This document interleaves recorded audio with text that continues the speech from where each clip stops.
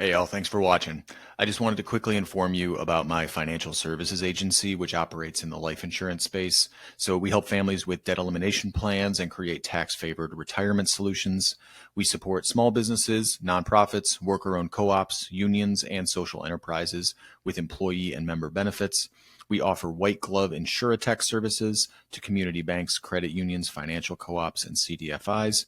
And we provide enduring acceleration and downside capture strategies for all kinds of investors. Check out the link in the video description and enjoy the show.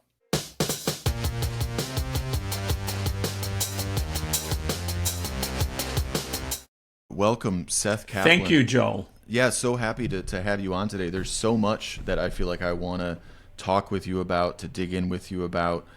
You have become most famous, I guess, or you've developed your expertise really in the study of what you call kind of fragile neighborhoods, fragile systems, and you've done that through traveling all over the world, working with the UN, with the World Bank to produce reports, and you have several books out about this concept of fragile neighborhoods. I guess the first thing I wanted to just ask you, because we are talking about neighborhood economics, we're talking about one of the solutions, and that's one of the things I really liked about your work is just how solution-based it is. It seems to be kind of a flip-flop of what most of you see, where it's mostly here's all the problems, and then there might be a throw to a solution at the end. But in your work, it seems like there's a lot more focus on how are things actually working, how can we spread what works even better.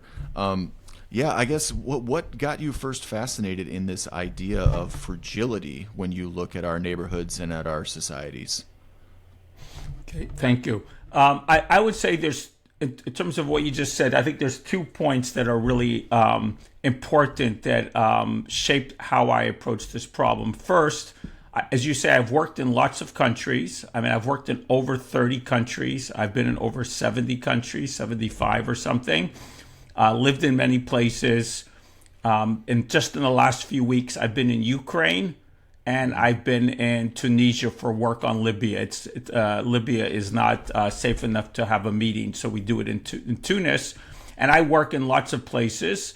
And in all of these places, the idea that I'm most interested in is what is the nature of relationships? What is the nature of social dynamics? And how does the social system, the relationships, the institutions, how does that affect everything else? We mostly look at outcomes and try to figure out how to get to some outcomes, and we're mostly thinking about it technically. I tend to think about it in a very social system manner, and how relationships between individuals or parts of society affects everything else. That's one thing. And the second thing is, I mean, even though I am based at Johns Hopkins, I spend most of my time co-managing a nonprofit that works in many of these countries, and because we're practical, because we're in the peacekeeping or peacemaking field or prevention field, our focus is always on solutions. It's not on diagnosis. It's not on lamenting how we got here. It's what can we actually do about it. So if you think that I am interested in relationships, and I think if you're looking at a system and the system is fragile, by my definition, by many people's definition, they're looking for what's wrong with it. Is it missing this? Is it missing that? Or it's missing the other thing, whatever it is. For me, I think at the heart, I'm looking at how is that community, place, society equipped in terms of its social dynamics, its institutions. How equipped is it to manage or address its challenges? So there's always going to be something good there, and there's always going to be something bad there. And you got to try to figure that out. And then you're thinking, what can I do in a solutions manner to try to catalyze progress in the system? So if you think of that as my framing, and then you think that this book I wrote recently, based on many years of research, came about because people kept asking me, you work in all these countries, well, what's wrong with America? Things are not doing well here. And that when I got asked that question for the 6th or 7th time, I said, I better figure this out. And unlike most countries where I think locally people have strong relationships, but on the national level they don't, I look at our country and I find that locally we're isolated from each other, we don't have strong social ties, and many particular neighborhoods, they lack good institutions, and that holds the whole place back. So if you think about that framing, and then you think about the questions that I was asked, this is where I landed in terms of neighborhoods has to be the focus, relationships has to be the entry point. What can we practically do to improve the social system in a place so that people there will thrive? Those are sort of the guiding questions and approach that I took. Yeah, and what I really love about that is kind of just, by changing the paradigm a little bit of what is the central focus of how we design our systems, we can see completely and totally different results, I think. I really like what you said, where you said it's about the nature of relationships. I'm curious for you, like when it comes to that nature of relationships, when you look at the types of relationships in a given place, whether that's here, whether that's abroad, how can you differentiate between what you may call positive relationships versus negative relationships? Is it sort of a, Martin Buber I and thou idea? Is it a kind of what you see as the outcomes, the fruits of that spirit? I guess how do you tell the difference between the kinds of relationships you want versus the kind of relationships you don't want? There's many things I do. First of all, of course, I read a lot. I mean, especially if you're thinking about a country level, you want to study history, you want to study contemporary affairs, you want to know what are cleavages, what are divisions, in terms of my particular work, how do elites act?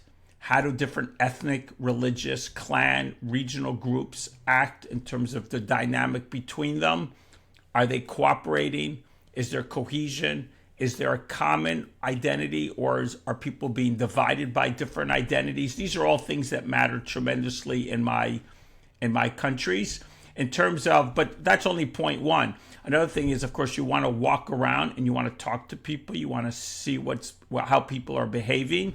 I can recall when I was out of college, one of the first things I did was I went to Lagos, Nigeria. And I lived in Lagos. I lived with a Nigerian family. Remember this very well. Worked in the Nigerian company. This is at a time when it was still authoritarian. And basically I would go months and never see a white person. And I had a tremendous experience. It was very difficult just going back and forth between home and the office every day. That was a challenge because public transportation was not let's say not very good. That's an understatement. And taxis, if you took taxis, sometimes they didn't have windows. Sometimes they didn't have, the doors barely functioned. You're having things that were, this was not a good time period in that country. So things didn't really work well on so many levels. Nighttime wasn't safe. But by doing this, you got a real experience for how businesses had to work. You had a real experience of how people had to live.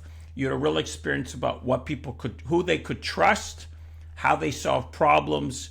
It gave you, and me in particular, insight into what was going on in a way that, of course, you could never learn in a fancy hotel. You could never learn from up here. I was down here with people. And so I would say it's reading a lot. It's talking to a lot of people. It's walking around. It's seeing what you can see with your visual eye. In terms of the United States, I think one of the bigger questions is that things have changed a lot in our relationships, and yet our government hasn't changed tremendously. Our policies have changed to some extent. There might be some legislation, court rulings, but for the most part, things haven't changed that much over many decades. There's a little bit here, a little bit there, and yet our relationships have deteriorated so tremendously on so many levels. There are improvements. There are more freedoms.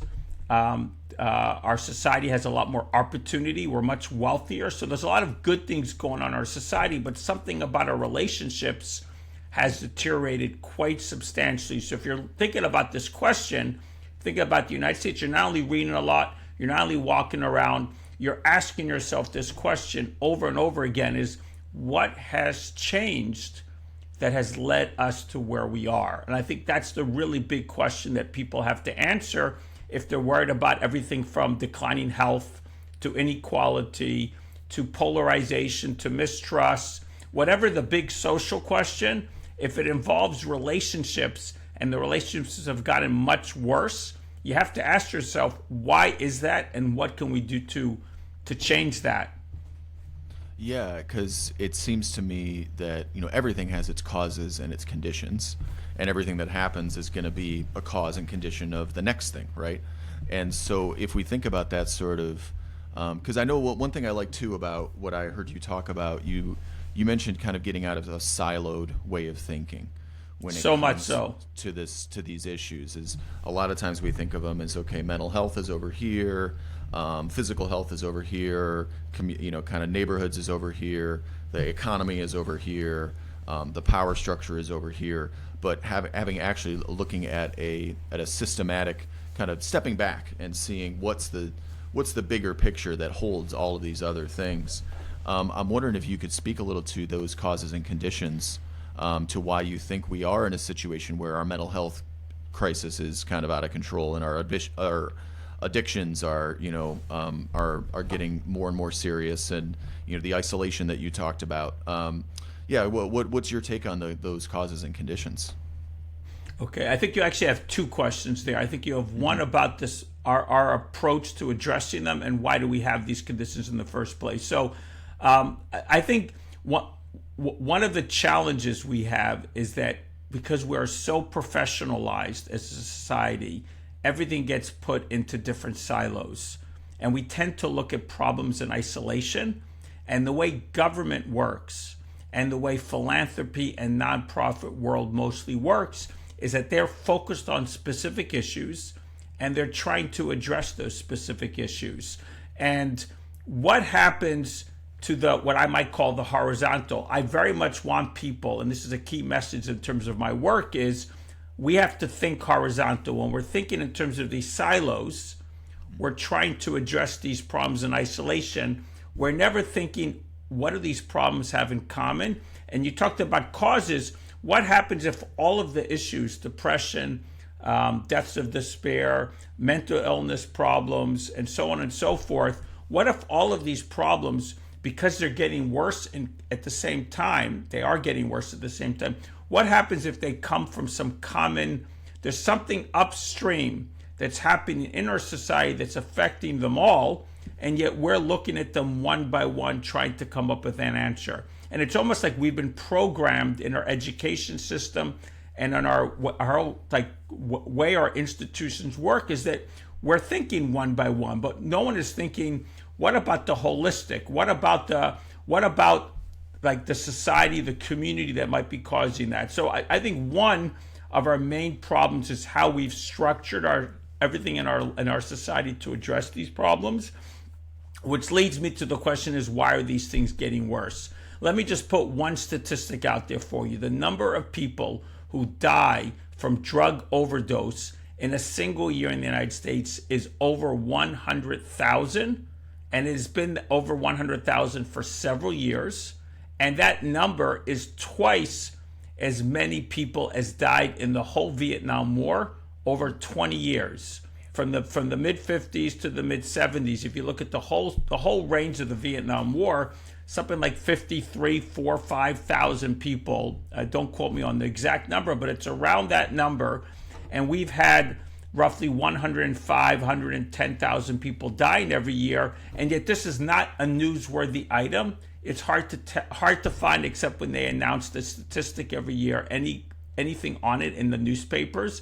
And it's a tragedy for so many families, so many places. And I think my main argument is something in the deterioration of our relationships, our institutions, and most importantly, our neighborhoods. We used to live in thriving neighborhoods with lots of relationships, institutions. People had a stake. People had something they could do to improve their lives. They felt like they had ownership and agency in their community, and they were active to improve it. Now you're basically alone. You have fewer relationships. You have no opportunity to do anything to improve your place or your country. And mostly everything is happening to you. Economics is happening to you. Society is happening to you. And of course, that's disempowering. that's frustrating, that's depressing, that's isolating. So I think where we've got to is a natural result of the type of country we've created. And how we need to address it is not through silos. We need to think very differently. And this is why the neighborhood or a place-based approach is so important. Yeah, I absolutely love that. I think that that's so key. It reminds me of, I remember maybe 10, 15 years ago, there was a documentary called Happy. And it was about positive psychology and about, the things that people or communities do who report the highest levels of health and well-being and happiness. And they interviewed people in certain neighborhoods in the U.S., but also people who lived to be 100 in, an island off of Japan. And they talked about, they went to Bhutan, and they talked about how in Bhutan they actually have not just a gross national product that they measure, but a gross national happiness index that they measure. And it kind of sounds like what you're saying is a little bit of a similar idea, that we need to think about what our ultimate incentive and what our ultimate goal is, and how we structure our incentives, I guess, more towards that goal. I don't know. I'm curious your thoughts on that. So, first of all, when we talk about happiness, too often it's like the American dream. We believe that it means more material goods. We believe it means more focus on getting ahead or a career. And I don't want to deter people, because we're all ambitious. We all want to achieve something to make ourselves believe our life was important, contributing, helping others, helping society, helping the world. And I think those are great motivations. But we need to remember that happiness is very much a product of relationships. Relationships are very much a product of the institutions that I like the word embedded. I like the word embodied. If you forgive me for using these terms, to be embedded in institutions and to have embodied relationships, in-person relationships, and mostly through some sort of long-term connection to an institution. That could be marriage, family. That could be some local organization you belong to. It could be something to do with your work. There's lots of things that you can be embedded in, but the more you have these strong relationships and you have a sense that you have a purpose, and your purpose is, I think, most important for us today is not helping things that are far away. We tend to think that we can improve the world by marching for a cause or sending a check in the mail or making ourselves heard. I think much better to think about, how do we roll up our sleeves? How do we get involved with people locally in our neighborhood or near our neighborhood? And how can we get real relationships doing things to help real people? I think happiness for me is about those close relationships and those institutions, and belonging to it may not be for everybody, but for many people, belonging to a place that you can feel that you walk down the street and I know the people. I feel like I belong here. I feel like I can knock on someone's door, or they can knock on my door, and I'm ready, or they're ready. I feel that way in my neighborhood, and I wish for everyone listening that they will feel that way in their neighborhoods as well. Yeah, growing up, I actually grew up in a town the size of 600 people. It was a dairy farming community in western New York outside of Buffalo. And then when I was 15, my family moved to Michigan, where my parents were from. And we ended up in kind of a suburban sprawling area. Most of South Michigan is a big suburban sprawl. And I did notice, just how the place itself can change the relationship that you have to other people and to other communities. And I definitely experienced that when I served in the Peace Corps in Eastern Europe and lived in a city. And I think I saw one parking lot the whole time that I was in that What country. city? Can I ask what city? It was Bodivgrad, which is about an hour outside of the capital, Sofia. But yeah, everywhere has a town square, right? Everywhere has there's a main kind of public area where people can come and gather, and they can shop, and they can eat, and they can, there can be festivals, and there can be celebrations. And the center of town they called it the center. That was every single town had. It was a must-have in every town. There was a mayor's office, there was a church, and there was a center. And where now I'm in a situation where I close my garage door, before I, like you have the clicker, you go into your own room where you have your own device. And it does seem like the way that things are structured is to push us more into an isolated space rather than into a communal space. I'm curious how you feel like we can fight back against that.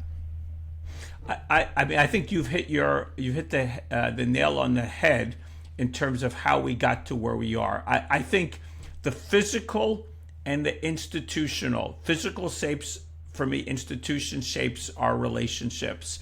And we have designed the country physically and institutionally in ways that isolate ourselves. You mentioned the sprawl. I'm thinking of not my neighborhood. My neighborhood is somewhat special, but if I was to go 5-minute drive or 10-minute drive from here, what do you have? You have lots of beautiful houses. You have some green area. I mean, I'm outside of Washington. Maryland has done a very good job with green areas, but there's no main street. You talked about center. In America, mostly towns had a main street. There's no main street.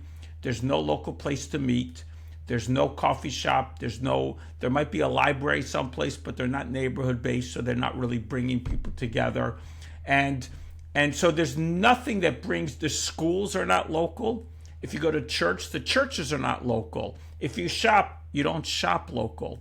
So if you're taking away, and then in terms of institutions, that was business, that was faith, associational. But even if you're thinking about how everything from government to basically shopping, to business, to associational life, all these things were very local, and now they're regional, national. They've been professionalized. They've been, for the sake of efficiency, they've grown up and become much larger. They may work well for the purpose that they're designed to work, but they're not serving the same purpose for us that right. They served when we were local. As you talked about where you grew up, or in Bulgaria, I really hope you like yogurt, because I hear dairy and I hear Bulgaria. I'm thinking there must be a lot of yogurts in your life, because it's the sourest. It's the sourest yogurt, and I love it. Yeah, Bulgaria. Yeah. But yeah, Bulgarian yogurt is very famous, and so you must be eating it for breakfast, lunch, and dinner. but I would just say that just think about how much society brought us together without us thinking about it, versus now it divides us. And so for me, the real point of my book is we need to be intentional where we used to, this all would happen without thinking about it. The development pattern that we have adopted, especially in the United States, it's true elsewhere, but the United States is an extreme version because of our landscape, and I think something to do with how we've thought about the American dream. This means rethinking physical and rethinking institutions so that people are so that you actually belong to a place and you have a lot of organic interaction with your neighbors, and that you have a reason to be together. Community schools, for example, really important for incubating relationships. Mm-hmm. Churches, I speak to leaders in of different religious faiths, and I constantly tell them it's not just about the sermon and showing up one day a week. They need to be in the neighborhood and actually build community. So religion could be done differently. Urban planning could be done differently. Nonprofits could work differently. Governments could work differently. And you literally can go across the board and rethink about everything from the physical to institutional and say, how would we work differently if we put relationships, and especially neighborhood-based relationships, center stage? Everything would be different. And that's really if I had one message people should take away, that is the message. Yeah, and I know you've talked a lot about incentives too. You've talked about, I think you said something to the line of like, you're not much for opinions so much as you are for looking at the structures and the incentives, instead of kind of being judgmental about things, just actually looking at things as they are. I guess what kind of incentives would have to change in order for things to move in a way that does support the local communities, the local institutions, I love what we're doing with neighborhood economics. I love what Michael Schumann is doing with his local investing information. I think there's a lot of interesting things there. But on a bigger level, would some incentives need to change? Because, and I'll just explain kind of where I'm thinking. When I'm thinking about, whether it's the transportation issues and the space issues that we face, or it's the mental health issues that we talked about before, usually the solutions that are presented to us as possible solutions end up being consumer choices, right? It's like, yes, hey, if we want transportation that doesn't pollute the earth as much, the only solution that we're typically talking about is electric cars, not railways, like publicly, where there's, public transportation. If we're talking about mental health, we're usually not talking about developing better community centers, better social interactions, better social places and third places and networks. We're usually told, well, buy this pill and take this pill, and that will be the solve to your problem. And so I'm wondering, like, do the incentives have to change on some fundamental level to get us there? I think that's a key question. If you talk about America, I would say the thing that describes America almost more than anything else is it's choice, consumer choice. Everything is sort of designed. I can recall several times in my life having a guest from some pretty poor country. They've never been in America. And then one of the first things you do is you take them to the supermarket to try to find something that they can eat. And just the shock of them going down the aisles. And I want to particularly mention the cereal section. Yeah. And you have 300 different cereals, and they come from places, they're likely not super poor, because otherwise they wouldn't be visiting me, but they're used to having 3 or 4 choices. I mean, I can remember I lived in Nigeria, this is years ago, we had one TV station, and it mostly didn't work because electricity was off half the time. And you come to America, and you have not only material wealth, you have a billion choices, and if anything, it's confusing. What do I choose? Mm-hmm. So, and so my argument is that we don't need more choices. Is that we need as you use the word incentives. I talk about shaping our physical and institutional landscape, basically shaping our landscape so that people will will organically develop thicker relationships. That to me is very important. Yeah. And so if you go back a step and say, what are the incentives to change that? Well, one of the challenges, the incentives are there, but they're not short or medium term, they're long term. But I can certainly think of a few things. If government, for example, was not structured around silos, that when you're structured around housing or healthcare or education, you're mostly thinking in those specific units. So the housing department is successful if it builds more units. What would happen if those functional silos reported to neighborhood-based teams, and those teams were judged on some scorecard of results for neighborhoods? Those teams would have an incentive. In fact, they would be held accountable for how well places were doing. And we need to understand schools and housing and all those other things, they're only designed to make people's lives better. But what happens if they can't improve lives if the places themselves aren't getting better? So if government was structured more around place-based teams, that would change the incentives. I'm thinking, and I think we could go one by one in terms of thinking about this.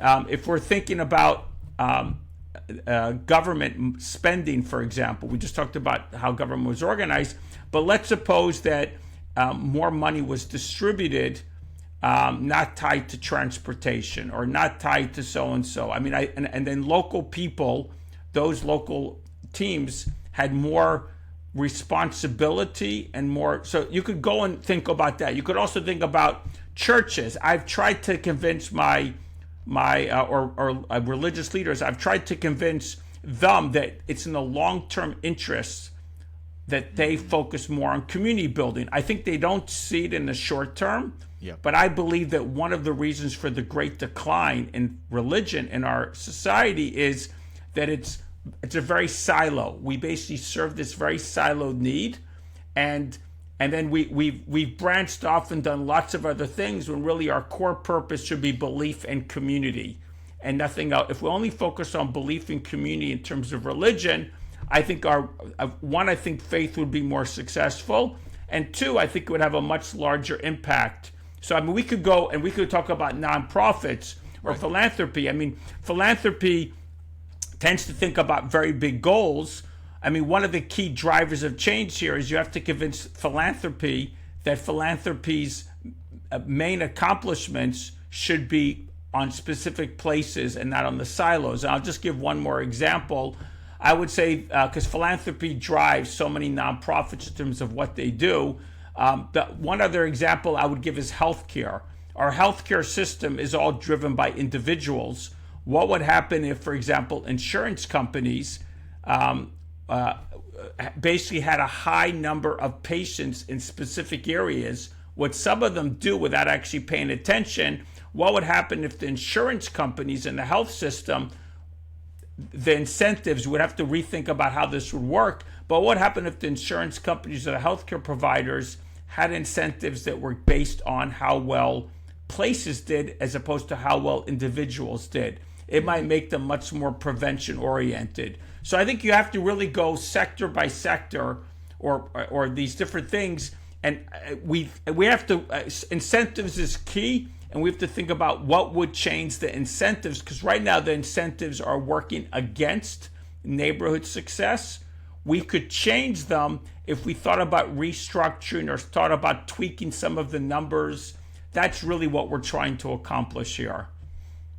Yeah, I mean, because ultimately you have to, like you said, keep it in. There has to be a container. We had on.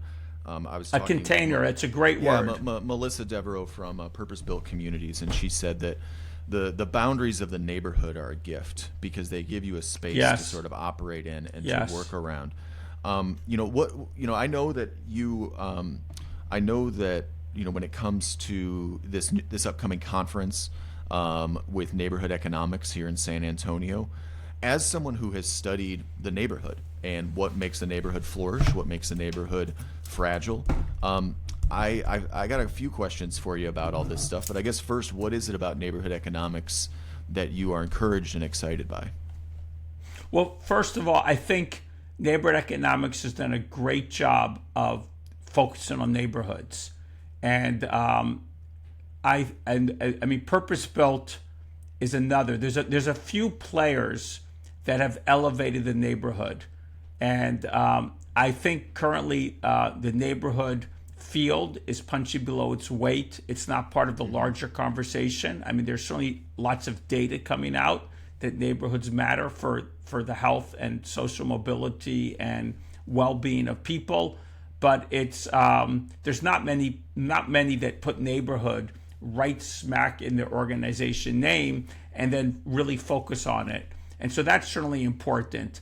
I think again, I'm very focused on the social, but I'm a very big believer that the economic and social, they're interrelated. Better economics will make better social will make better economics. And so I mean neighborhood economics is especially good at being the organization especially good at being very practical, especially good at bringing in real practitioners.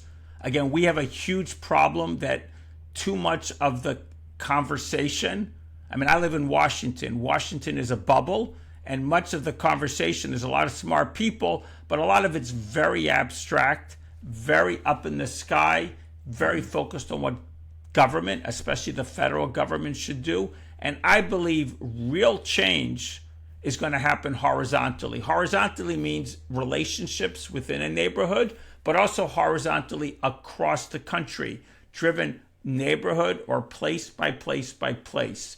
And to the extent that an organization like Neighborhood Economics focuses on neighborhoods and thinks horizontal, brings in practitioners, focuses on very, very practical outcomes, I mean, that's where you want to be. And there's not a lot of, there's too much that's abstract, too much that's big picture policy, too much that's distant, and there's not enough about what neighborhood economics does. I wish there was a similar neighborhood society. I mean, that's a little bit less concrete, harder to do, but I believe that both are important, and neighborhood economics does an incredible job in terms of what they focus on, led by some great people, as you know.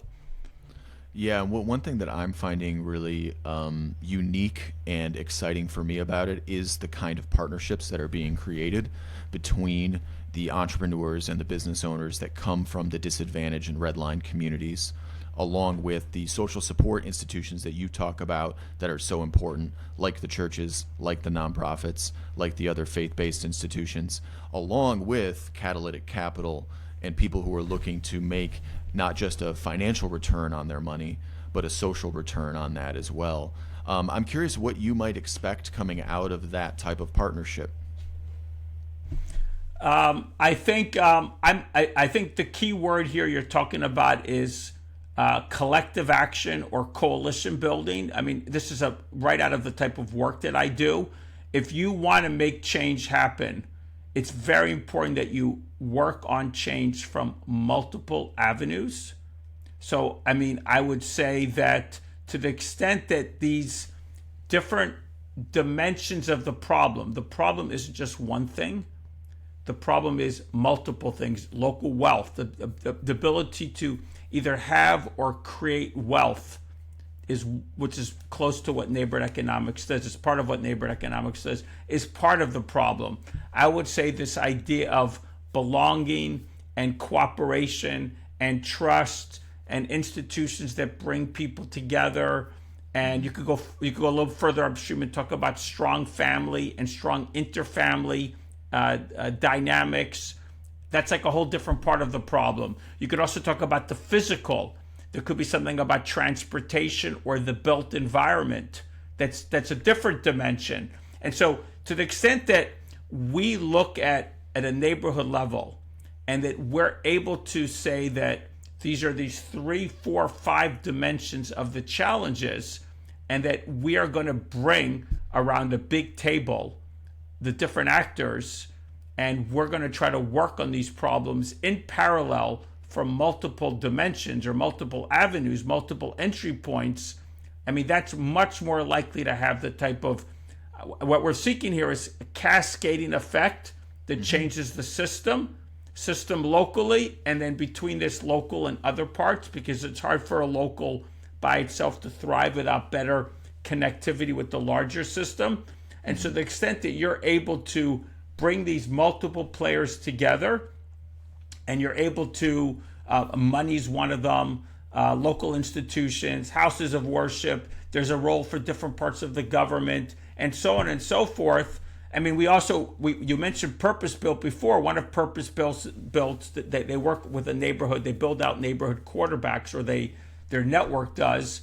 And the neighborhood quarterback, one of the main goals is to bring all these pieces together and integrate it. In terms of what neighborhood economics might do or something similar, it's not as structured, but it's the same ideas that we bring these multiple players together, and that each of them works on a different part of the challenge, and that there's some cascading effect. Because what you're trying to do is go from economic and social disinvestment to economic and social investment. And we need to understand there's a vicious cycle that we want to convert to a virtuous cycle, and we need all these different aspects ideally working together, or at least in parallel, to lead to that better outcome. We need a tipping point where the virtuous cycle begins to kick in. Right, because you have people who are already disenfranchised, already redlined, and then in order to start a business, they need to take out a loan that, because there's no relationship. They may not have access to finance. Right. Yes, I mean, it's a challenge of not only the relationship, it also could be skills, relationships. It also could be the whole place somehow has been marked as not favorable. But again, to do that business owner is more likely to be successful if there's other things going on that make that if you're lifting up the neighborhood from multiple levels, and it doesn't always have to be this way, but I do believe if multiple things are happening simultaneously, the neighborhood itself will become more attractive. Therefore, the loan actually becomes easier to make because it looks less risky because expectation. Well, there's the relationship, but there's also the expectations on that neighborhood may change. Mm-hmm. If the expectations that this place is going in a positive direction, and you have the relationship, and you have some skill, and you're possibly, there's other things happening that are complementing you in the neighborhood. So you got all this stuff going on. It's much more likely not only will the loan take place, but several things will happen that will make it more likely the loan will be a good investment. From your perspective, what kind of what advice would you give to people who are thinking about this work and doing this work at this conference, who are really kind of putting in that grunt work day to day? I wonder if there's anything that you could share with them that you would advise them to either look out for or an example to follow that you would want to share with the people who are interested in this conference and who actually do attend it. I would say that the first thing that always comes to mind is you are not alone. Wherever you are, I mean, assuming that your purpose is your neighborhood or a nearby neighborhood and you have ambitions, you are not alone. You need to seek out other people who have a similar aspiration and find ways to collaborate. This coalition building, whatever form it might take. It is much easier to make change, even if the change is small. If you're going to have a block party, let's just think very simple. Well, you could have a block party, but if you had 2 or 3 neighbors and you working together, it's much more likely the block party will gain traction and take off because you're going to bring in each of your different networks and you're going to work together. Well, if you're going to have some sort of neighborhood change process, who are those 3 or 4 collaborators that you could work with? Are there existing institutions or associations or investors or whatever that you can join with, that you can you possibly join that organization, possibly play a role working with that organization? Look for allies, look for partners. That's, I always think, where we should start. A second thing is, what are the strengths? Is there something, does this neighborhood have, I mean, we talked before about boundaries. I think boundaries to neighborhoods are very important, but neighborhoods that have identity, they might have history, they might have nature, they might have some good institutions in it. What are positive things that we can build upon? So we're looking for allies, we're looking for assets or strengths that we can build upon. Then we're looking for, I would say, incremental quick wins. We're not going to change this place overnight. Let's look for incremental quick wins. Mm-hmm. I could just think of my neighborhood. My neighborhood is certainly, I could say all the great things about my neighborhood. I could just give you one example. People did not like, we have a red light. We have a small shopping center.